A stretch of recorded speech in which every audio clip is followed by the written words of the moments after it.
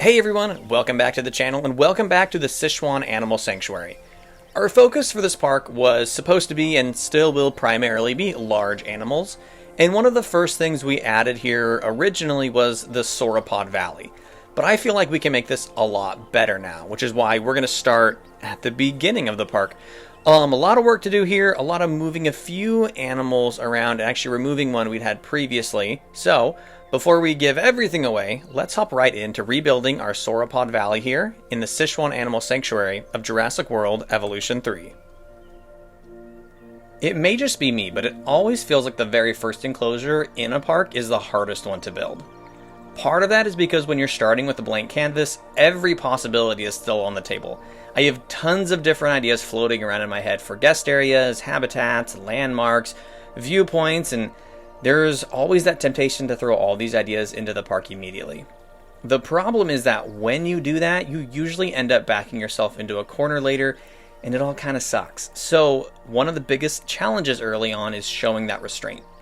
And in a place like this, where we're intending this to be an animal sanctuary and not Jurassic World, I feel like some of these spaces should have minimal structures, and this feels like the appropriate place to start that. So I really only need to build 3 pieces of structure, with that first one being a personal choice I've enjoyed doing more often now in building a structure to hide the fence.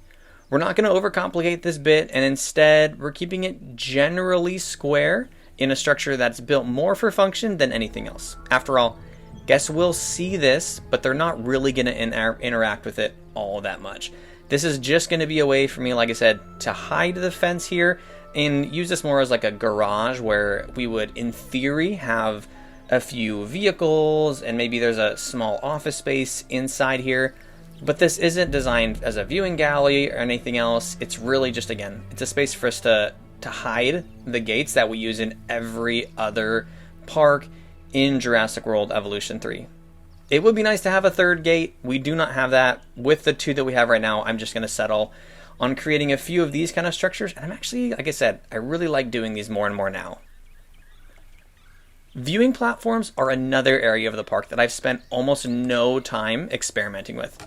And honestly, I think I rebuilt this one 8 different times before I was even remotely happy with it. I fell into my classic trap where I hate the build almost immediately after I place the first few pieces down, convince myself the idea isn't going to work, tear the entire thing down, and then I start over from scratch again. And then I did it again, and then I did it again. And eventually you reach a point where you're not even improving the design anymore, you're just resetting your own progress because you can't see where the build is trying to get. I think that's one of the hardest parts of building in a game like this. Most good builds look pretty terrible somewhere in the middle, or at least mine do. Before the foliage fills in, before the terrain work is finished, before the details and the prompts start connecting everything together, you're left staring at this awkward in-between stage where all you can see are the flaws and the problems. And if you're impatient like I am, that's usually the moment you bulldoze the entire thing and convince yourself to try a completely different direction. This time I forced myself not to do that.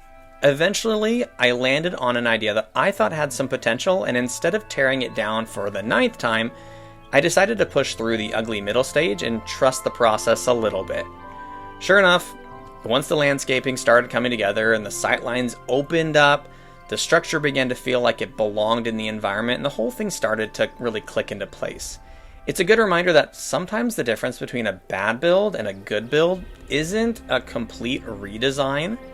Sometimes it's just giving the original idea enough time to become what it's supposed to be in the first place. I actually haven't uploaded this viewing platform to the workshop yet, and honestly I probably should. One of the best parts of this community is seeing how someone takes an idea, improves on it, and creates something completely different from the original concept. That being said, I'm also always looking for ways to make these viewing areas better. This is an area of the park design, like I said, I haven't spent a ton of time experimenting with. So if you have any suggestions, tips, or have seen another creator build some incredible viewing platforms, love to hear about those down in the comments. And actually, if you have a viewing platform or a park build that you're really proud of, especially if you don't make YouTube videos and it doesn't get the attention it deserves, feel free to share it below.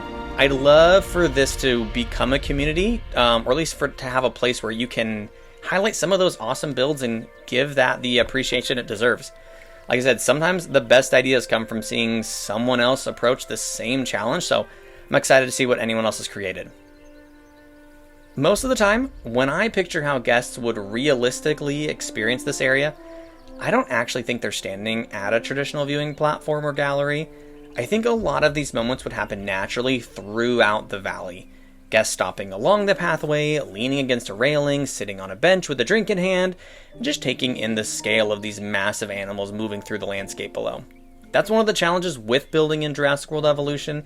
We don't have the exact tools or pieces to recreate those small guest interactions, so sometimes we have to just build the environment around the idea of what we want guests to feel rather than what the game technically allows us to play. So because of that, instead of creating one massive viewing area that feels like a zoo exhibit, we're going to build more of a scenic viewing deck that follows the natural flow of our guest paths here. The goal is to make it feel like the guests are exploring the valley, at least from above, and discovering different perspectives of these animals rather than simply walking up to a fence and looking in.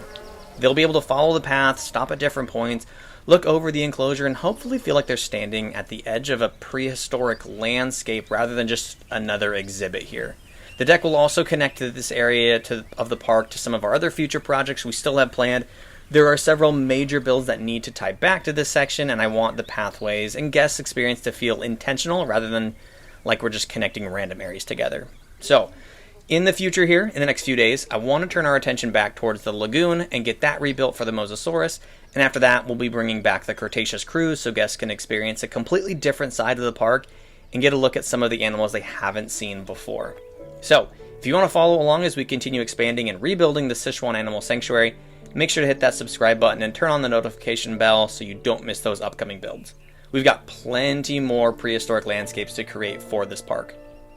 One of the biggest challenges here with building a sanctuary like this is to remember that the scale of these animals we're working with is large.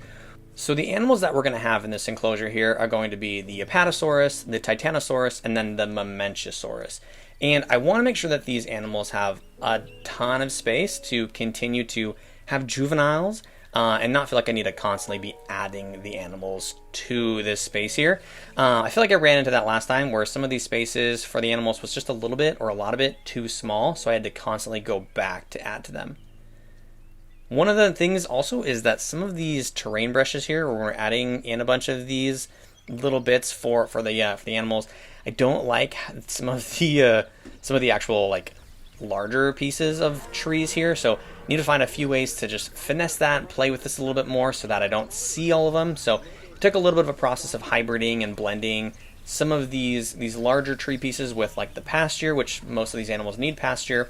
The Titanosaurus actually needs more wetlands, which made it really nice because I already have Dinocyrus in here, and Dinocyrus needs wetlands.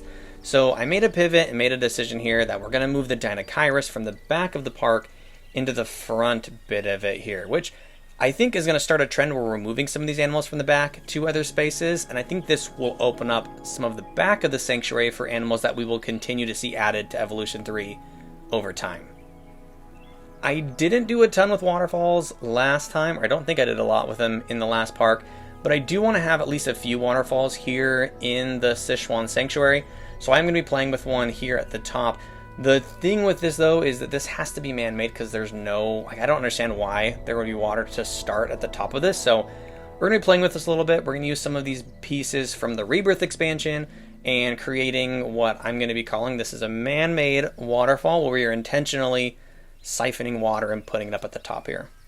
And speaking of at the top, I did not know that some of these sauropods can just reach over different places of elevation to get to different pieces of food, which I just thought that was a really cool element. I haven't spent enough time just watching some of these animals here and seeing what they do, but with the new viewing decks that we have here, it will make it a lot easier for me to look in, and then we're just going to, like I said, we're going to blend in a few of these different pieces of terrain. We're going to make sure that we can hide these nests here. We're going to really wrap up everything here. I know we're going to do a couple more things with this park in the future, namely next we're going to be moving on to a lagoon for the Mosasaurus. But until then, this is really what this Sauropod Valley looks like. And hope you enjoy it. If you have any feedback, definitely put that in the comments. Enjoy your day. Enjoy the game. And I will see you on the next build.